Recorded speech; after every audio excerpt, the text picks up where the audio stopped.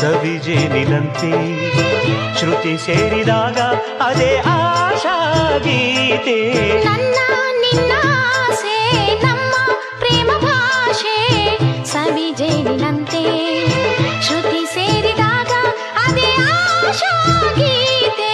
ನನ್ನ ನಿನ್ನ ಆಸೆ ನಮ್ಮ ಪ್ರೇಮ ಭಾಷೆ ಸವಿಜೇನಿನಂತೆ.